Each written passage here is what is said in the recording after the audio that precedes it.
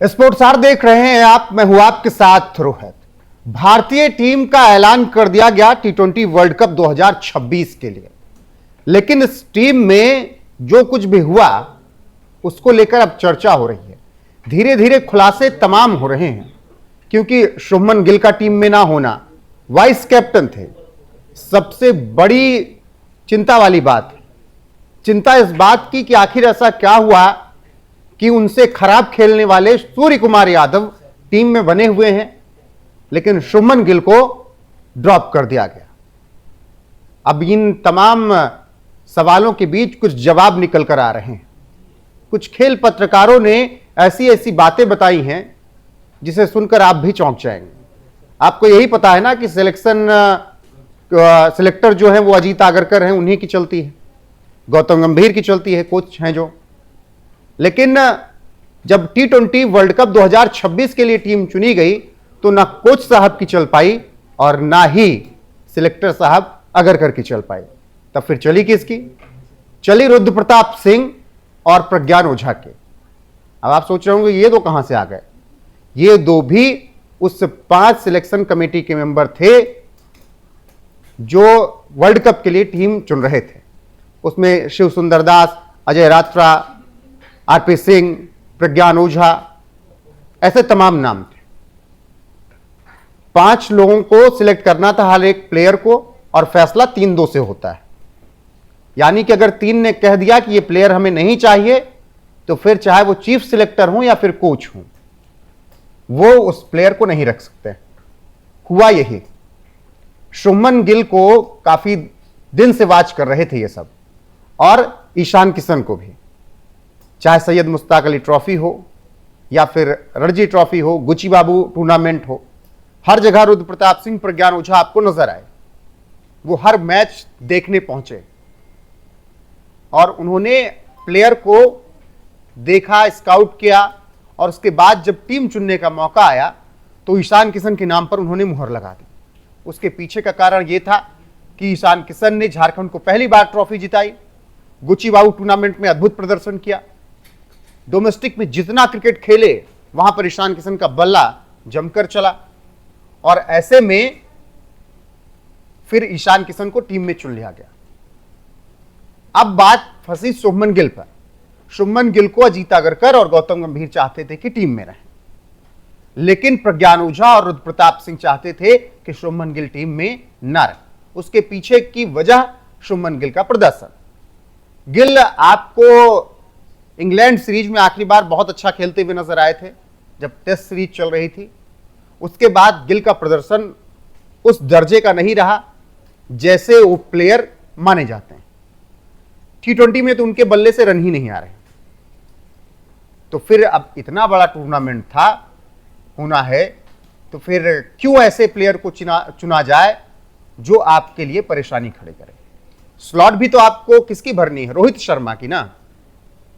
अब रोहित शर्मा की स्लॉट भरनी है तो फिर उन्हीं तरीके से प्लेयर चाहिए।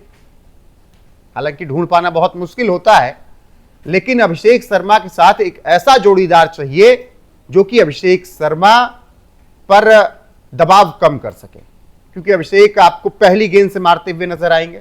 जिस मैच में चलेंगे 300 भी बन जाएंगे, 200 रन 12-14 ओवर में चेज भी कर सकते हैं वो।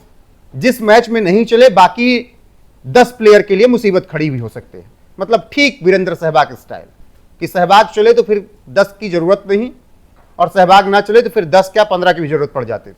वही अभिषेक शर्मा का हाल है। अभिषेक अभी टी20 में जिस तरीके से खेल रहे हैं, वो 5 ओवर 6 ओवर में विपक्षी टीम से मैच खींच लेते हैं।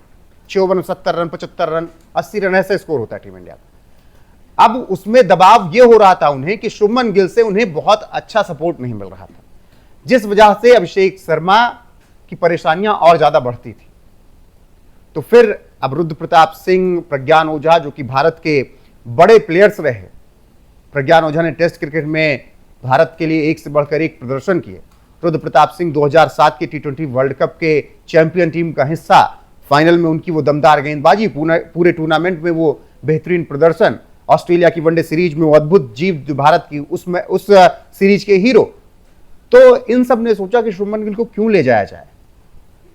इससे बेहतर है कि संजू सैमसन, ईशान किशन इन सबको मौका दिया जाए, और हुआ वही। लेकिन जब सिलेक्शन हो रहा था और शुभमन गिल के नाम की बारी आई, तब वहां पर अगरकर और गंभीर ने कहा कि हमें चाहिए हमारे वाइस कैप्टन। बाकी 3 ने तर्क दिया कि उनका प्रदर्शन अच्छा नहीं। हालांकि इस पर बहस हो सकती है कि उन तीनों ने सूर्य कुमार यादव को बाहर क्यों नहीं किया, क्योंकि सूर्य कुमार यादव के तो 4 मैच ज्यादा है शुभमन गिल से और 8 रन भी कम है या 10 रन कम है। स्ट्राइक रेट भी शुभमन गिल के आसपास ही है सूर्य कुमार यादव का, और एवरेज की तो बात ही छोड़ दीजिए दोनों प्लेयर्स की, 18, 12, 14, 20 ऐसे कुछ है। तो ये बात भी सवाल उठ रहे थे कि भाई कप्तान साहब ने ऐसा क्या कर दिया कि उनको अपनी टीम में रख लिया। अगर बेहतरीन प्रदर्शन के आधार पर ही चुना जाना था, तब भी तो शुभमन गिल के 10 रन ज्यादा और 5 मैच कम थे, तो उनको चुन लिया जाता। ये आप 3 सिलेक्टर्स पर जाकर बहस कर सकते हैं। लेकिन जब बात आई शुभमन गिल के सिलेक्शन की, तो इन तीनों ने, जिसमें से 2 का नाम सामने आया, प्रज्ञान ओझा और आरपी सिंह का, अब तीसरे अजय रात्रा थे, शिव सुंदर दास थे, ये बातें सामने नहीं आई। लेकिन इन दोनों का यह कंफर्मेशन है कि इन दोनों ने कहा कि Shubman Gill T20 world cup की टीम का हिस्सा नहीं बनते दिख रहे हैं, उनका प्रदर्शन अच्छा नहीं है। जबकि अगरकर और गंभीर कह रहे थे कि गिल इस टीम का हिस्सा है, वाइस कैप्टन है। और यही सब वजह रही कि जब टीम का ऐलान करना था, तब आगरकर नहीं आए सामने। किसने किया? देवजीत सैकिया ने टीम का ऐलान किया।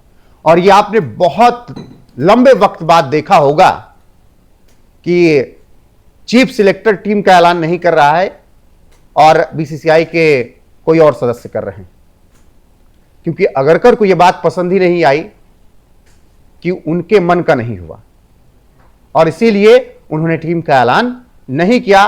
देवजीत सैकिया को सामने आकर पूरी टीम बतानी पड़ी कि ये हमारे प्लेयर हैं। कौन है वो प्लेयर, एक बार वो भी जान लीजिए जिसका ऐलान किया गया। फुल फ्रेम में चलाइएगा तस्वीरों को कि किस तरीके से ये जो टीम सिलेक्ट हुई। आपको इसमें अभिषेक शर्मा और ऐसे तमाम नाम दिख रहे होंगे। कुल मिलाकर अब ये टीम वर्ल्ड कप खेलेगी। फिलहाल इस टीम का ऐलान किया गया, इसी टीम को लेकर तमाम विवाद भी हुए और सिलेक्टर्स के बीच, कोच के बीच तकरार की भी खबरें हैं। बाकी अब देखना होगा कि कब तक यह तकरार चलती रहती है।